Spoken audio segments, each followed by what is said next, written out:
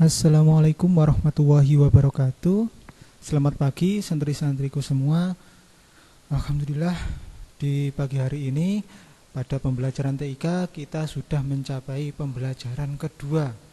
Dan di pembelajaran kedua hari ini kita akan belajar tentang hubungan bilangan biner dan bahasa pemrograman ya. Tapi sebelum itu, di pembelajaran sebelumnya, pembelajaran pertama, kita sudah mempelajari tentang macam-macam layanan internet ya. Kemudian ada lagi etika dalam menggunakan internet atau menggunakan layanan internet.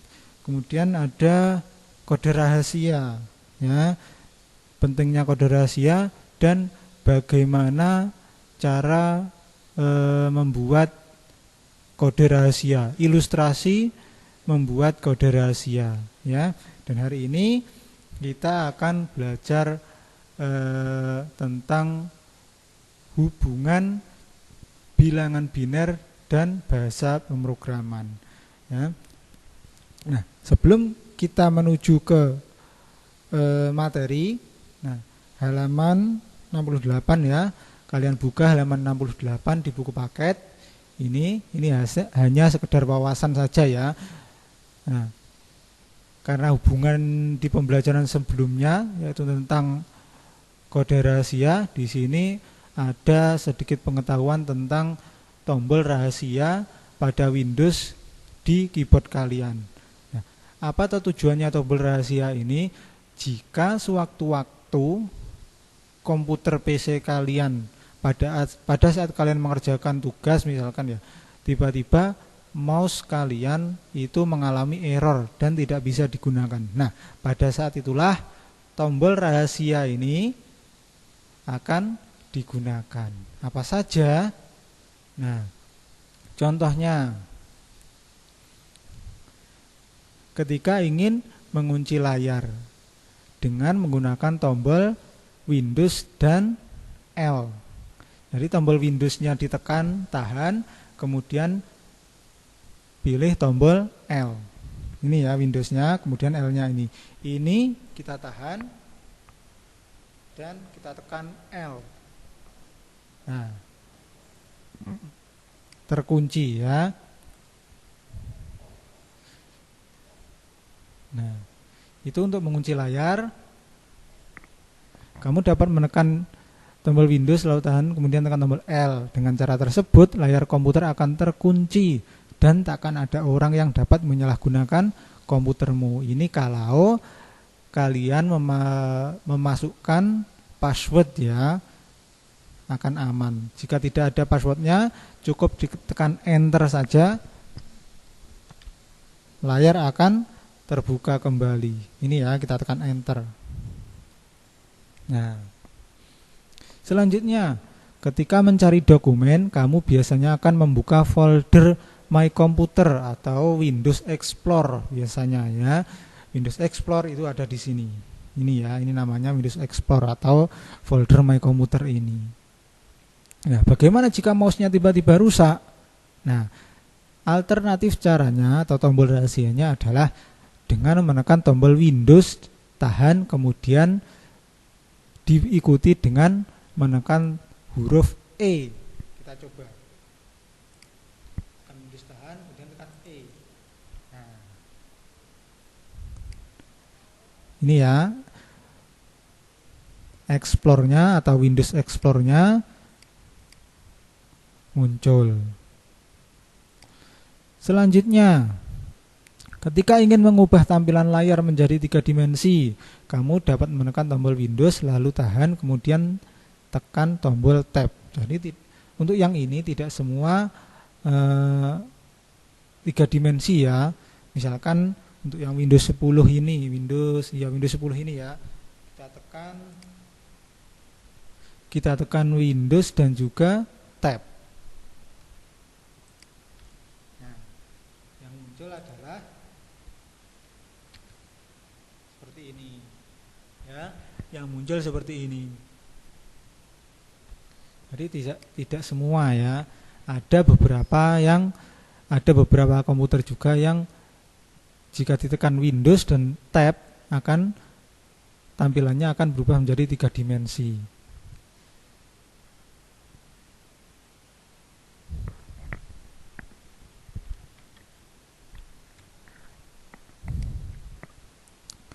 Selanjutnya, jika gambar atau tulisan di layar terlalu kecil, kamu dapat menekan tombol Windows lalu tahan, kemudian tekan tombol plus untuk zoom in untuk memperbesar tampilan layar, atau min untuk memperkecil tampilan layar. Kita coba ya.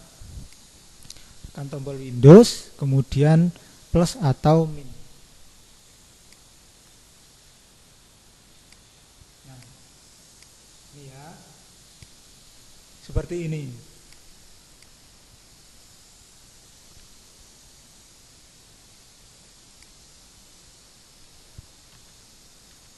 Dan ngezoomnya itu sesuai arah mouse kalian ya. Jika mouse-nya ini, pointernya ini ya, diletakkan di tulisan tools ini misalkan ya, otomatis zoomnya akan menuju ke tulisan tools ini. Kita coba lagi. Nah, ya kan? Jika diletakkan pointernya diletakkan di tulisan 3D ini, sama, zoomnya akan mengarah ke tulisan 3D ini. Kita coba.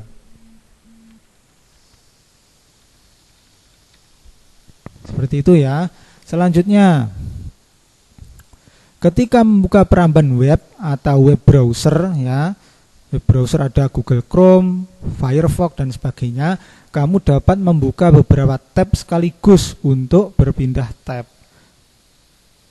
Kamu dapat menekan tombol Ctrl lalu tahan, kemudian tekan tombol tab.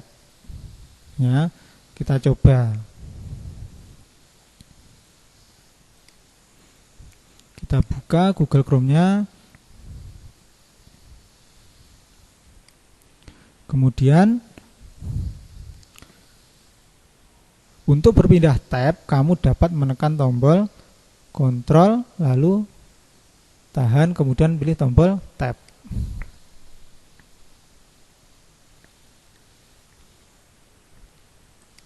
Misalkan ini saya tambahkan beberapa tab ya. Nah,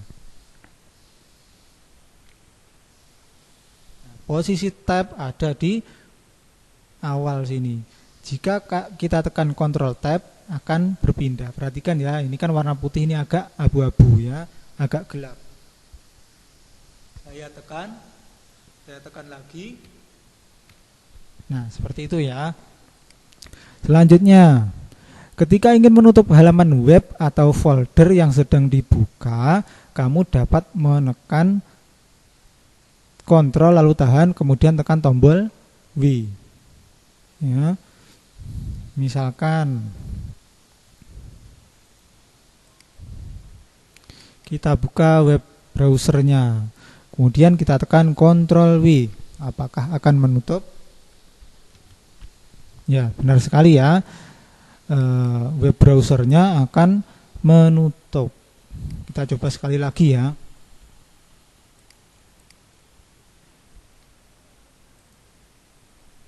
Kalau melalui on screen itu berbeda ya. Coba.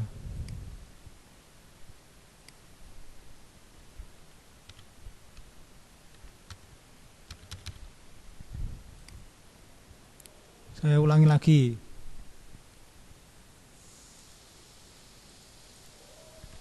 Belum bisa. Kalau lewat on screen belum bisa. Kita coba langsung lewat keyboard ya. Nah, sudah bisa. Selanjutnya, ketika ingin memunculkan layar start, kamu dapat menekan tombol Ctrl lalu tahan, kemudian tekan tombol Escape atau ESC. Kita coba memunculkan layar start. Layar start ini ya. Tombol Ctrl dan juga ESC atau Escape. Nah, muncul.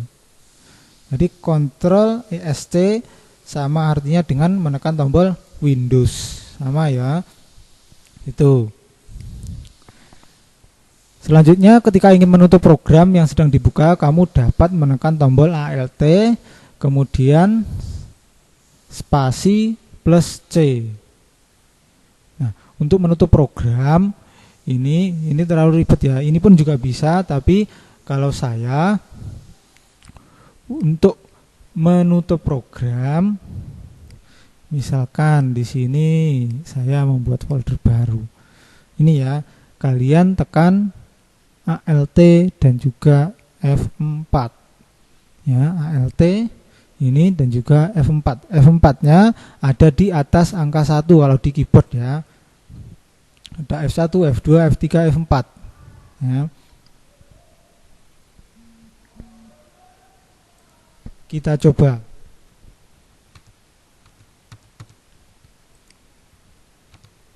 Nah, menutup kan ya. Nah, program yang sebelumnya saya buka ya, Microsoft Word tadi akan menutup.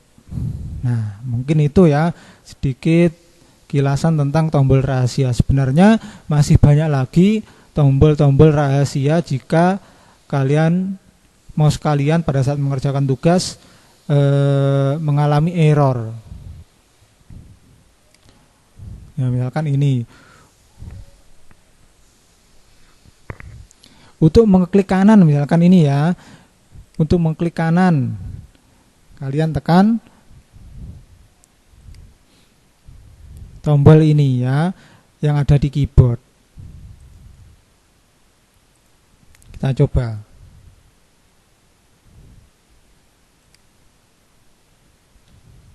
Nah, ini ya. Kita klik kanan akan muncul seperti ini. Atau kita tekan tombol yang ini tadi. Nah, sebagai pengganti klik kanan.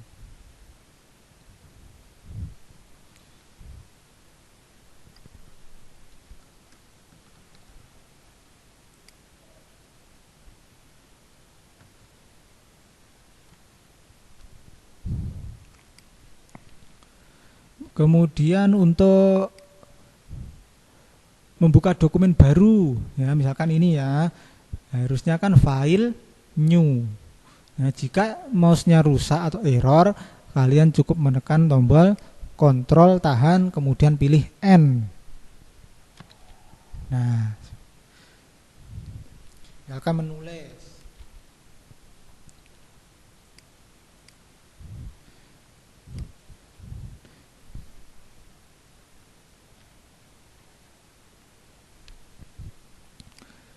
Untuk menyeleksi tulisan misalkan kita tekan shift dan juga arah atas bawah kanan kiri bisa. Nah, ini saya tekan ke arah kanan misalkan shift dan arah ke kanan dan posisi kursor ada di sini ya. Akan terblok ya atau terseleksi. Untuk keluar dari program seperti yang saya katakan tadi, Alt F4 Enter gitu ya. Dan masih banyak tombol rahasia yang lain ya, kalian bisa mencarinya di internet banyak sekali ya.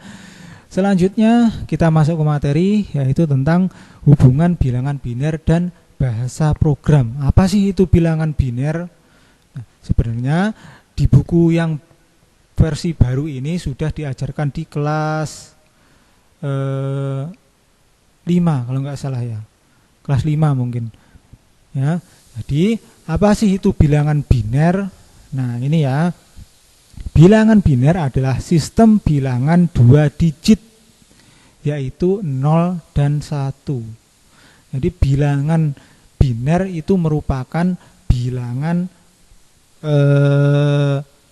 yang digunakan untuk bahasa komputer ya. Jadi bahasa komputer itu menggunakan bilangan biner.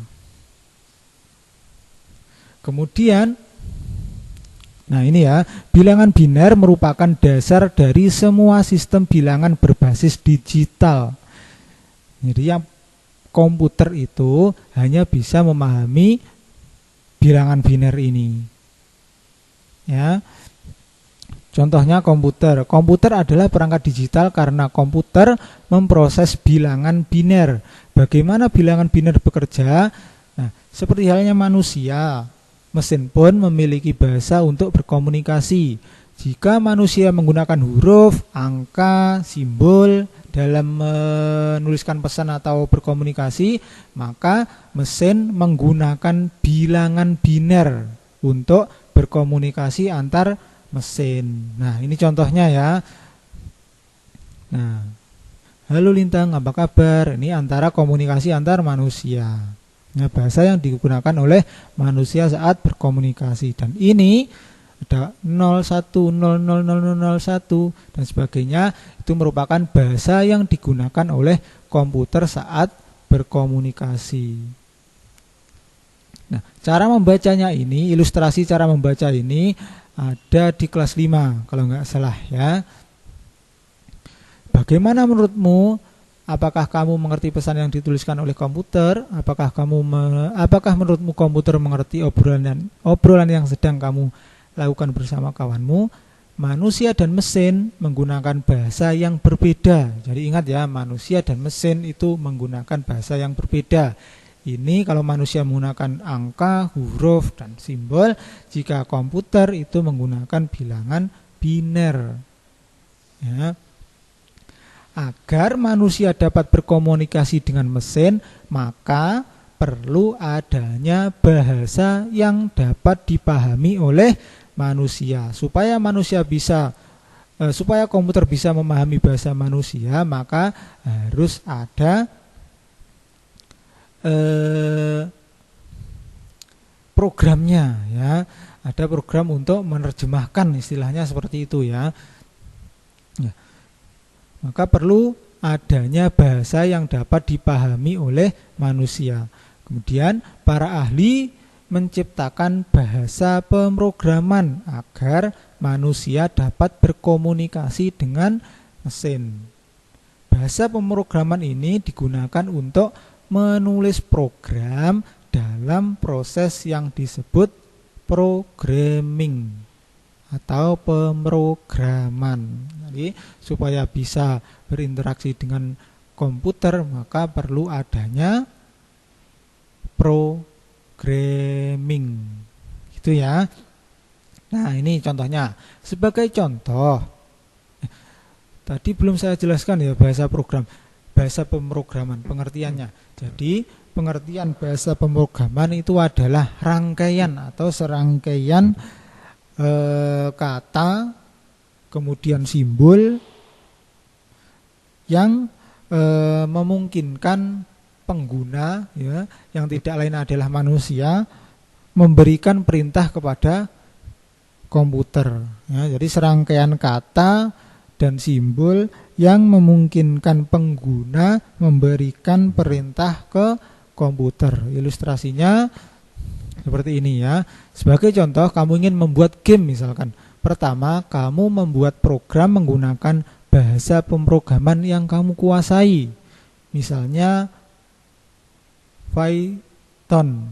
Ini ya. Jadi bahasa pemrograman itu ya banyak sekali di sini ya. Ini contohnya nanti. Selanjutnya, skrip berisi program yang telah kamu buat ya, seperti ini skripnya,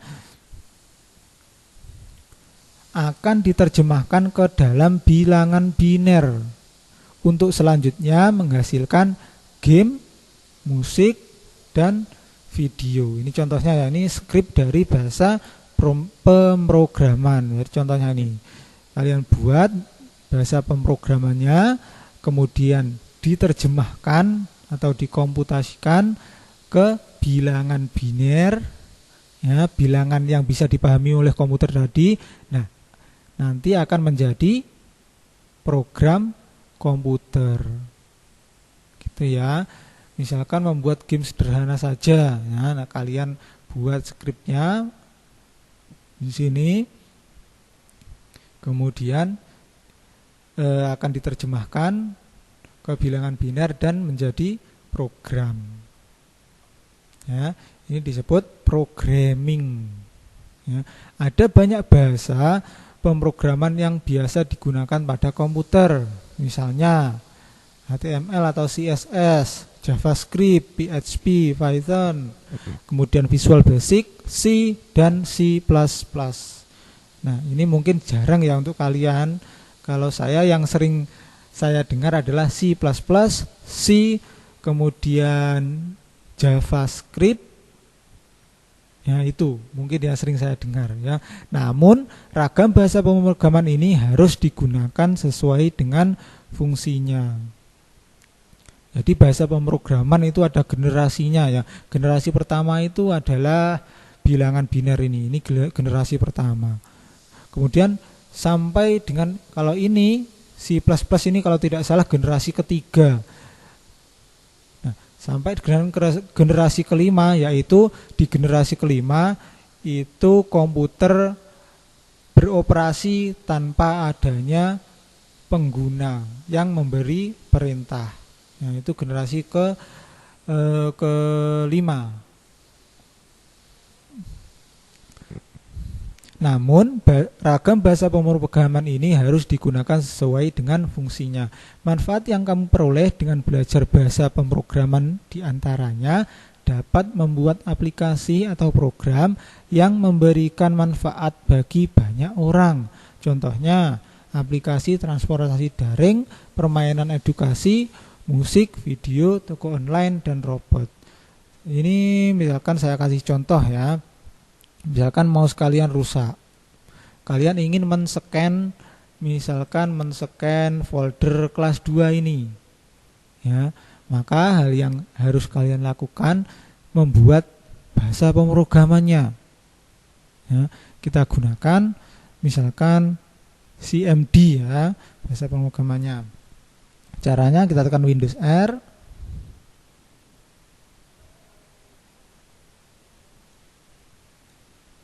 Nah, ini adalah contoh bahasa pemrograman. Misalkan di sini kalian tulis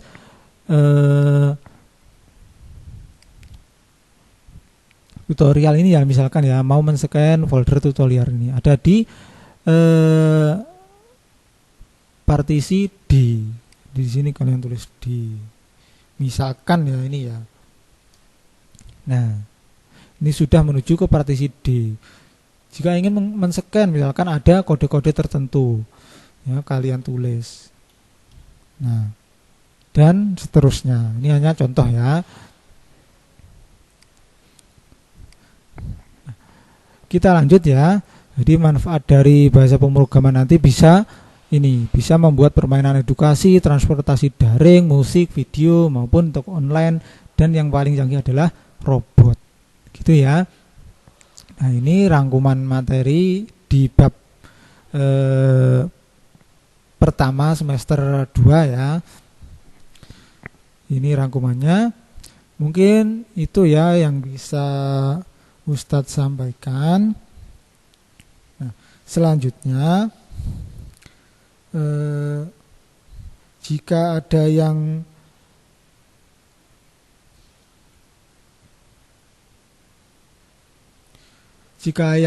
yang kurang jelas, silakan ditanyakan ya.